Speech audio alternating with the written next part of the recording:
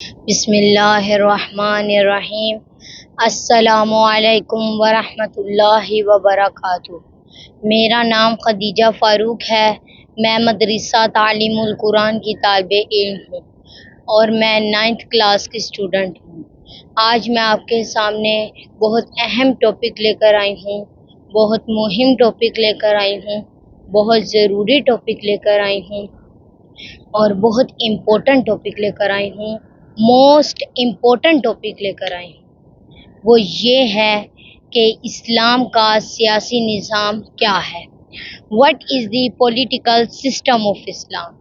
یہ اتنا ضروری ٹاپک ہے، یہ اتنا اہم ٹاپک ہے کہ جس کی شناخت نہ ہونے کی وجہ سے آج امت بے راہ روی کا شکار ہے۔ آج تشیع کا شرازہ بکھرا ہوا ہے، کوئی آمریت کے ساتھ ہے، کوئی بادشاہت کے ساتھ ہے، کوئی خلافت کے ساتھ ہے اور کوئی جمہوریت کے ساتھ ہے۔ آج اگر کوئی نہیں ہے تو امامت کے ساتھ نہیں ہے، آج اگر کوئی نہیں ہے تو ولایت فقیہ کے ساتھ نہیں ہے۔ اس کی واحد وجہ اس ٹاپک سے ناآشنائی ہے۔ اے قوم، وہی پھر ہے تباہی کا زمانہ، اے قوم وہی پھر ہے تباہی کا زمانہ، اسلام ہے پھر تیر و حوادث کا نشانہ، اے قوم وہی پھر ہے تباہی کا زمانہ، اسلام ہے پھر تیر و حوادث کا نشانہ۔ کیوں چپ ہے اسی شان سے پھر چھیڑ ترانہ، کیوں چپ ہے اسی شان سے پھر چھیڑ ترانہ، تاریخ میں رہ جائے گا مردوں کا فسانہ۔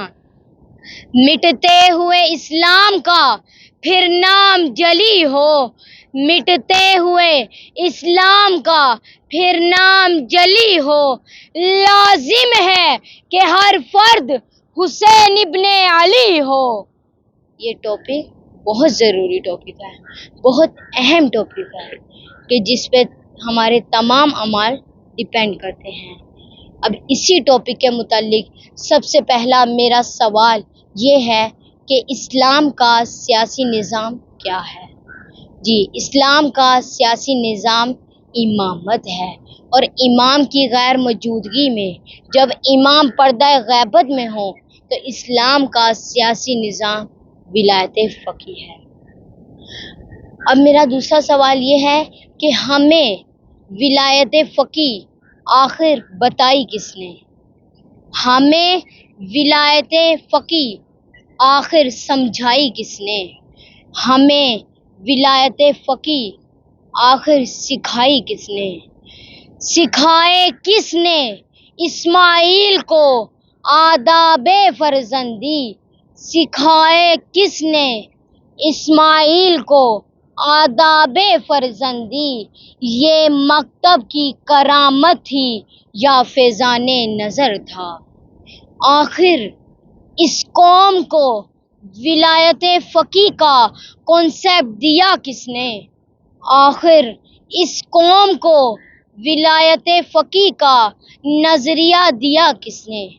آیا امام نے دیا ہے یا مومنین خود اس نتیجے پر پہنچے ہیں کہ جب امام پردہ غیبت میں ہوں، امام کی غیر موجودگی میں ہم نے ان فاسقوں کے پاس نہیں جانا، ہم نے ان فاجروں کے پاس نہیں جانا، ہم نے ان ظالموں کے پاس نہیں جانا، ہم نے ان یزیدوں کے پاس نہیں جانا، ہم نے ان طاغوتوں کے پاس نہیں جانا، بلکہ ہم نے امام کی غیر موجودگی میں جب امام پردہ غیبت میں ہوں تو ہم نے امام کے نائبین کے سائے میں زندگی بسر کرنی ہے، ہم نے فقیہ کے سائے میں زندگی بسر کرنی ہے۔ لیکن افسوس ہے ان لوگوں پر جو نہ تو امام سے ولایت فقیہ کو سمجھتے ہیں اور نہ ہی خود اس نتیجے پر پہنچے ہیں کہ جب امام پردہ غیبت میں ہوں تو ہم نے ان فاسقوں کے پاس نہیں جانا، ہم نے فاجروں کے پاس نہیں جانا۔ لیکن افسوس ہے کہ وہ انہی طاغوتوں کے سائے میں زندگی بسر کر رہے ہیں۔ آج میں ولایت فقیہ کو واضح کرنے کے لیے امام جعفر صادق علیہ السلام کی حدیث بیان کروں گی جو کہ عمر بن حنظلہ کے نام سے مشہور ہے۔ اب ایک اہم نکتہ واضح کروں کہ عمر بن حنظلہ کون ہے۔ عمر بن حنظلہ امام جعفر صادق علیہ السلام اور امام محمد باقر علیہ السلام کے شاگرد ہیں۔ آپ مشہور راوی ہیں، آپ مشہور صحابی ہیں۔ آپ کی عظمت کے لیے اتنا کافی ہے کہ ہشام بن سالم اور زرارہ جیسے عظیم صحابی آپ سے حدیث کو نقل کرتے ہیں۔ تو اب امام جعفر صادق علیہ السلام کی حدیث سے کن کن علماء نے استفادہ حاصل کیا؟ جی اس سے بہت سے گزشتہ علماء کرام نے بھی استفادہ حاصل کیا، جن میں محقق کرکی ہیں، محقق نراقی ہیں، صاحب جواہر ہیں اور شیخ انصاری شامل ہیں کہ جنہوں نے اس حدیث سے ولایت فقیہ پر دلیل قائم کی۔ اور حال ہی میں امام خمینی رحمۃ اللہ علیہ کی ذات مبارک ہے کہ جنہوں نے اس حدیث سے ولایت فقیہ پر دلیل قائم کی، اور انقلاب اسلامی کی بنیاد بھی یہی حدیث ہے۔ اب میں آپ کے سامنے امام جعفر صادق علیہ السلام کی حدیث بیان کروں گی جو کہ عمر بن حنظلہ کے نام سے مشہور ہے، تاکہ تمام مومنین اسے استفادہ حاصل کر سکیں کہ امام اس حدیث میں کیا فرماتے ہیں۔ بسم اللہ الرحمن الرحیم۔ عن عمر بن حنظلہ قال سألت ابا عبداللہ عن رجلین من اصحابنا بینہما منازعۃ فی الدین او میراث فتحاکما الی السلطان و الی القضاة ایحل ذلک قال من تحاکم الیہم فی حق او باطل فانما تحاکم الی الطاغوت وما یحکم له فانما یاخذہ سہتا وان کان حقا ثابتا له لانہ اخذہ بحکم الطاغوت وما امر اللہ ان یکفروا بہ۔ دیکھیے مومنین کرام، یہ مکمل حدیث نہیں ہے، یہ حدیث کا ابتدائی حصہ ہے۔ بقیہ حصہ انشاءاللہ اللہ تعالیٰ اگر توفیق دے تو ہم اگلے پروگرام میں واضح کریں گے۔ تو اب میں اس کا ترجمہ بتاتی چلوں کہ امام اس حدیث میں کیا فرماتے ہیں۔ ان عمر بن حنظلہ، عمر بن حنظلہ سے روایت ہے، قال سألت ابا عبداللہ، میں نے سوال کیا امام جعفر صادق علیہ السلام سے۔ تو اب میں ایک اہم پوائنٹ بتاؤں کہ بعض لوگوں کے ذہن میں یہ سوال آتا ہے کہ ابا عبداللہ تو امام حسین کا لقب ہے، تو کیا یہ امام حسین کی حدیث ہے؟ تو واضح کروں کہ ہمارے دو امام ایسے ہیں کہ جن کا لقب ابا عبداللہ ہے، پہلے امام حسین علیہ السلام اور دوسرے امام جعفر صادق علیہ السلام کہ جن کو ابا عبداللہ کا لقب ملا۔ تو لیکن ابا کہتے ہیں باپ کو، عبداللہ یعنی عبداللہ کا باپ، بندگان خدا کا باپ۔ تو امام حسین کو ابا عبداللہ اس لیے کہا جاتا ہے کیونکہ آپ نے لوگوں کو طاغوتیت اور یزیدیت سے انکار سکھایا ہے، آپ نے راہ نجات کی طرف ہدایت دی۔ آپ بندگان خدا کے باپ ہیں، اس لیے آپ کو ابا عبداللہ کہا جاتا ہے۔ تو امام جعفر صادق علیہ السلام کو ابا عبداللہ کیوں کہا جاتا ہے؟ کیا ان کے کسی فرزند کا نام عبداللہ تھا؟ اگر ہے بھی تو لقب کی وجہ یہ نہیں ہے۔ امام جعفر صادق علیہ السلام کو ابا عبداللہ اس لیے کہا جاتا ہے کیونکہ جب شریعت آل محمد بکھر گئی، جب اسلام کا شرازہ بکھر گیا تو آپ نے لوگوں کو شریعت آل محمد سے آشنا کیا۔ آپ بندگان خدا کے باپ ہیں، اس لیے آپ کو ابا عبداللہ کہا جاتا ہے۔ تو اب میں واضح کروں کہ عمر بن حنظلہ نے امام سے کیا سوال کیا؟ ان رجلین من اصحابنا بینہم، دو آدمیوں کے متعلق جو آپ کے شیعہ ہیں، منازعۃ فی الدین او میراث، لین دین کے معاملے میں یا میراث کے معاملے میں جھگڑا ہو گیا، فتحاکما الی السلطان وللقضات، اور وہ جھگڑے کے حل کے لیے حکمران وقت کے پاس جاتے ہیں یا اس کے قاضی کے پاس جاتے ہیں۔ آیحل ذالک، امام کیا یہ جائز ہے؟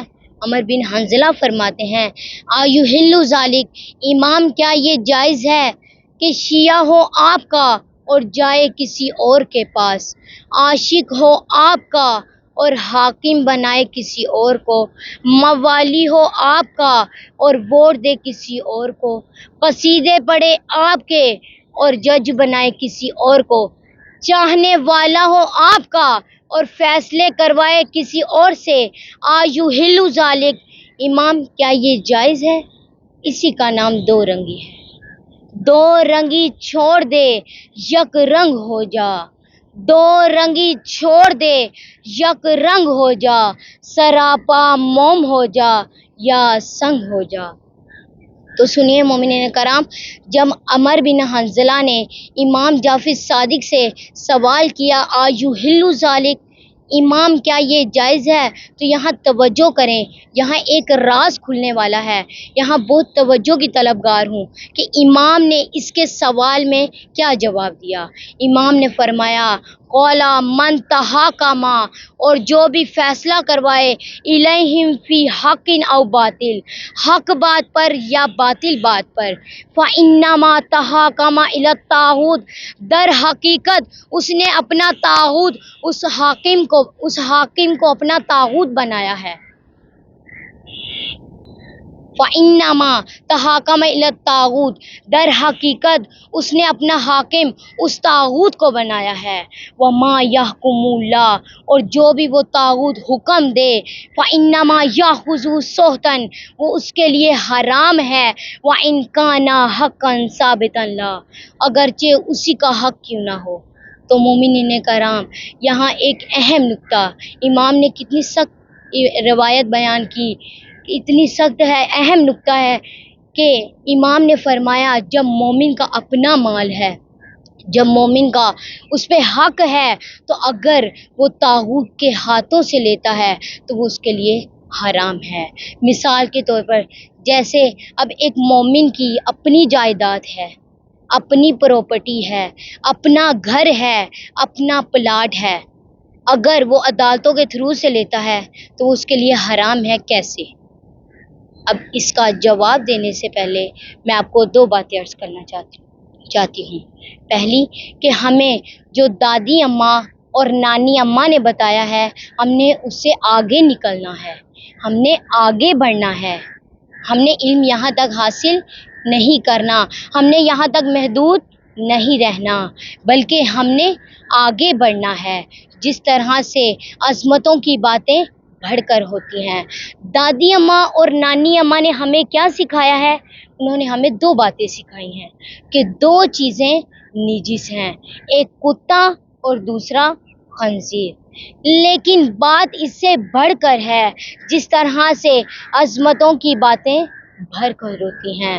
حکیم امت علامہ محمد اقبال فرماتے ہیں ستاروں سے آگے جہاں اور بھی ہیں، ستاروں سے آگے جہاں اور بھی ہیں، ابھی عشق کے امتحان اور بھی ہیں، ستاروں سے آگے جہاں اور بھی ہیں، ابھی عشق کے امتحان اور بھی ہیں، اسی روز و شب میں الجھ کے نہ رہ جا، اسی روز و شب میں الجھ کے نہ رہ جا، کہ تیرے زمان و مکان اور بھی ہیں، تو شاہین ہے پرواز ہے کام تیرا، تو شاہین ہے پرواز ہے کام تیرا، تیرے سامنے آسماں اور بھی ہیں۔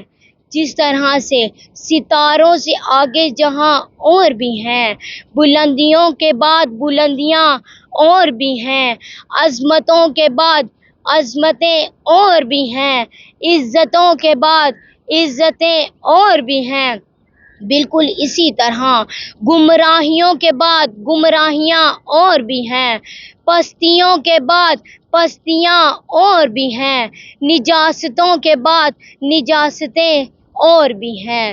پستیوں کے بعد پستیاں اور بھی ہیں، اور کبھی پستیاں کتے اور خنزیر سے بھی پستر ہوتی ہیں۔ آخر وہ کون سی پستی ہے جو کتے اور خنزیر سے بھی پستر ہوتی ہے؟ وہ پستی جو کتے اور خنزیر سے بھی پستر ہے وہ طاغوتیت کی پستی ہے۔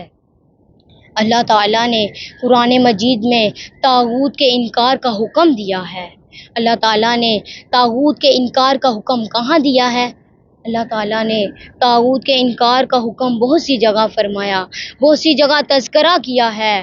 اللہ تعالیٰ سورہ بقرہ کی آیت نمبر 256 میں فرماتا ہے، فَمَن يَكْفُرُ بِالطَّاغُوتِ وَيُؤْمِن بِاللَّهِ فَقَدِ اسْتَمْسَكَ بِالْعُرْوَةِ الْوُثْقَىٰ۔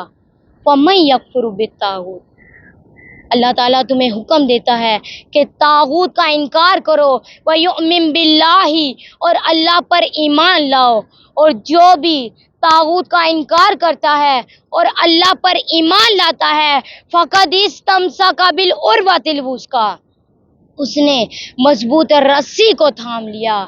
عروۃ الوثقیٰ یعنی مضبوط رسی، عروۃ الوثقیٰ یعنی مضبوط سہارا۔ حدیث میں ہے عروۃ الوثقیٰ یعنی ولایت امیر المؤمنین علی ابن ابی طالب ہے۔ اب میں اس کا ترجمہ یوں بیان کروں گی، ولایت علی اسی کو ملے گی جو طاغوت کا انکار کرے گا، ولایت علی اسی کے حق میں ہوگی جو طاغوت کا انکار کرے گا، ولایت علی اس کی تقدیر میں ہوگی جو طاغوت کا انکار کرے گا، ولایت علی اسی کے مقدر میں ہوگی جو طاغوت کا انکار کرے گا۔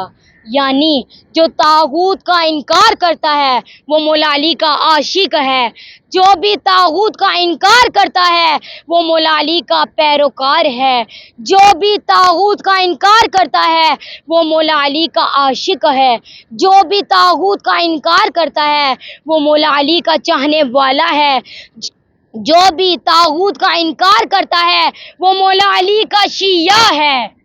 اب میں مولا علی کی شان میں چند جملے عرض کروں، خوشبو گر نہ ہو تو کاغذ کا پھول ہے، خوشبو گر نہ ہو تو کاغذ کا پھول ہے، حب علی بغیر عبادت فضول ہے، خوشبو گر نہ ہو تو کاغذ کا پھول ہے، حب علی بغیر عبادت فضول ہے، جنت بنا علی کے مسلمان کی بھول ہے، جنت بنا علی کے مسلمان کی بھول ہے، سب نے سنا ہے یہ قول رسول ہے، سب نے سنا ہے یہ قول رسول ہے، جو بھی علی کے عشق سے دامن بچائے گا، جو بھی علی کے عشق سے دامن بچائے گا، خود اپنے پاؤں چل کے جہنم میں جائے گا، خود اپنا گھر مٹاؤ گے اس گھر کو چھوڑ کر، خود اپنا گھر مٹاؤ گے اس گھر کو چھوڑ کر، سیراب ہوگے ساقی کوثر کو چھوڑ کر، منزل کس نے پائی ہے رہبر کو چھوڑ کر، منزل کس نے پائی ہے رہبر کو چھوڑ کر، آخر تمہیں ملے گا کیا حیدر کو چھوڑ کر، مانو نہ مانو اپنا بتلانے کا کام ہے، مانو نہ مانو اپنا بتلانے کا کام ہے، حیدر کے دوستوں پہ جہنم حرام ہے۔ امام نے فرمایا وما یحکم اللہ، اور جو بھی وہ طاغوت حکم دے گا فانما یاخذ سحتن، وہ اس کے لیے حرام ہے، وان کان حقا ثابتا لا، اگرچہ اس مومن کا اپنا حق کیوں نہ ہو۔ اب اس بات کو میں واضح ایک مثال سے کرتی چلوں کہ جیسے ایک سیب ہے، اللہ تعالیٰ نے اسے پاک و پاکیزہ بنایا ہے، وہ پاک ہے، اگر وہ کسی گندگی میں گر جائے، کسی گندگی کے ڈھیر میں گر جائے، کسی نجاست میں گر جائے، تو اب مجھے یہ بتائیں اب اس کو کوئی اٹھائے گا تو کیا وہ پاک رہے گا؟ نہیں، ہرگز نہیں۔ کیوں؟ کیونکہ وہ نجاست سے لیا گیا ہے۔ بالکل اسی طرح جب مومن کا اپنا مال ہے، مومن کا اس پہ حق ہے، وہ طاغوت کے ہاتھ سے لیتا ہے تو اس کے لیے حرام ہے۔ اللہ تعالیٰ نے طاغوت کے انکار کا حکم دیا ہے۔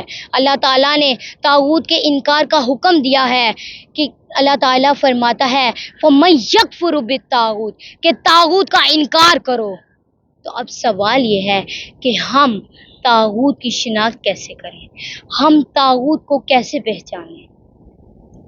طاغوت کے انکار کا اللہ تعالیٰ نے قرآن مجید میں بہت حکم دیا ہے، بہت زیادہ تذکرہ کیا ہے۔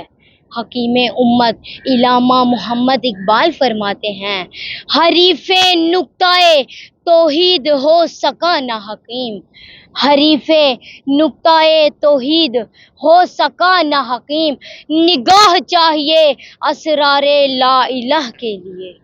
جس طرح سے اسرار لا الہ کے لیے نگاہ چاہیے، توحید کو پہچاننے کے لیے نگاہ چاہیے، بالکل اسی طرح دشمن خدا کو پہچاننے کے لیے بھی نگاہ چاہیے، یعنی طاغوتوں کو پہچاننے کے لیے بھی نگاہ چاہیے، طاغوت کی شناخت کے لیے بھی نگاہ چاہیے۔